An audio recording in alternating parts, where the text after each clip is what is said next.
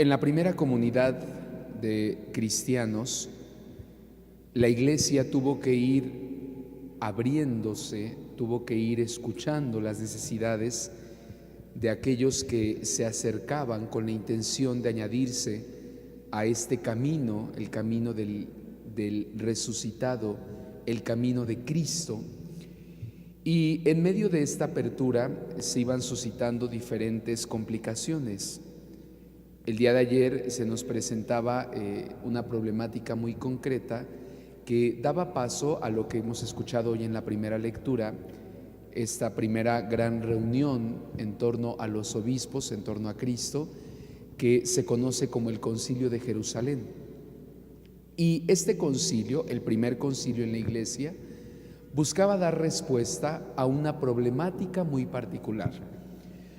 Recordemos que Pablo y Bernabé, como lo hemos escuchado en días pasados, durante el primer viaje, se encontraron con varios paganos, es decir, hombres y mujeres que no eran judíos, que no eran religiosos, pero que al escuchar el mensaje de Cristo sentían en su corazón la necesidad de formar parte de este gran movimiento, de este gran camino. Entonces Pablo y Bernabé, sin duda ante esta situación, se preguntaron: ¿cómo vamos a recibir a los paganos en esta comunidad? Fueron hacia Jerusalén, se reunieron en torno a los apóstoles, Pedro como cabeza, y les dijeron: ¿vamos a permitirles o no a los paganos que se unan a nosotros? Y no solamente eso, porque algunos judíos conversos decían: vamos a admitirlos, pero primero tienen que convertirse en judíos. ¿Cómo? A través de la circuncisión. Y una vez que se han convertido en judíos, decían, entonces sí, los vamos a bautizar. Complicaciones. Al final no deja de ser eso. Pablo y Bernabé van con los apóstoles y les dicen: bueno, ¿vamos entonces a hacer eso o qué vamos a hacer? Porque el Señor nos ha enviado para anunciar la buena nueva a los paganos. Pero estos primero se tienen que convertir en judíos y después en cristianos, ¿o cómo le vamos a hacer? Y hoy hemos escuchado en la primera lectura esta conclusión del llamado Concilio de Jerusalén. Pablo, que como cabeza toma la palabra y va a decir así, muy claramente: Dios me ha enviado, Dios me ha escogido para llevar el mensaje de salvación a todos. Eso es lo primero, que no hay discusión en que el mensaje de Cristo tiene que llegar a los paganos, a los judíos, a los que no creen, a todos. Por ahí partimos. Y les dice entonces Pedro: la fe, la salvación llega por la adhesión, por la creencia en Jesucristo y no por el cumplimiento a la ley de Moisés. Entonces, hay que superar esta idea de que primero se tienen que circuncidar y luego bautizar. Y les va a decir Pedro: no hay que hacer distinciones y no hay que poner más cargas. Ya no. Y las conclusiones concretamente va a ser: lo que sí hay que hacer es motivar a los hermanos que se van uniendo al camino de Cristo, que no caigan en idolatrías, que superen todas estas malas costumbres en torno a la fornicación y sobre todo que no coman lo inmolado a los ídolos. Pareciera que son mandatos pues muy pequeños, ¿no? Pero en realidad no. Pensemos, aquellos hermanos venían con otra cultura, con otra mentalidad, y por eso Pedro dice: no hay que poner más cargas.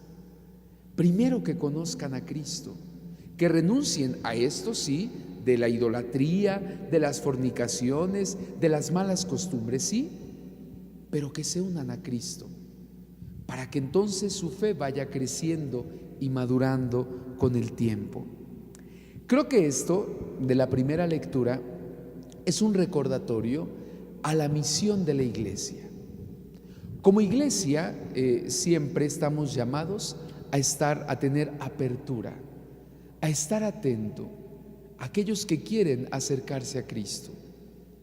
A veces, ¿qué es lo que podemos hacer? Caer en el riesgo de poner cargas, de hacer distinciones, de creer que algunos somos mejores que otros, simplemente porque cumplimos mejor. Pero hay tantos hermanos a los que Cristo sigue interpelando en su corazón. Y por eso hoy la respuesta es escucharlos, dialogar, estar atentos para que todos sigan conociendo a Cristo. También en el Evangelio tenemos la continuación del pasaje de ayer. ¿Se acuerdan? Jesús que ponía este ejemplo de la vid y los sarmientos. Y es bellísimo, porque en el fondo Jesús está invitando a la permanencia. Permanezcan en mí, como la vid con los sarmientos, permanecer. Para entender un poquito más esta idea, esta realidad de la permanencia, quiero que nos vayamos un poquito antes en el Evangelio de Juan, en el capítulo 1. Cuando Jesús está caminando y los primeros discípulos se acercan a él y le hacen una pregunta: Maestro, ¿dónde vives? Jesús solamente responde: ven y lo verás. Alguien podría decir: Padre, pero ¿esto qué tiene que ver con el Evangelio de hoy? Mucho. Porque la palabra utilizada por aquellos que se acercan a Jesús, ¿dónde vives?, originalmente también se puede traducir ¿dónde permaneces? Y Jesús va a dar la respuesta hasta su discurso de despedida. ¿Dónde permanece? ¿Dónde vive Jesús? En el amor del Padre.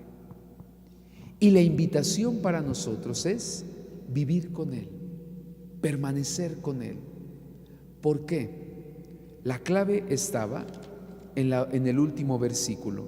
Les he dicho esto para que mi alegría esté en ustedes y su alegría sea plena. Todos queremos ser felices. De una o de otra forma, todo lo que hacemos cada día esconde el deseo de felicidad. ¿No es cierto? Todos queremos ser felices. Todos queremos tener paz. Estos días lo hemos escuchado. ¿Dónde está la respuesta?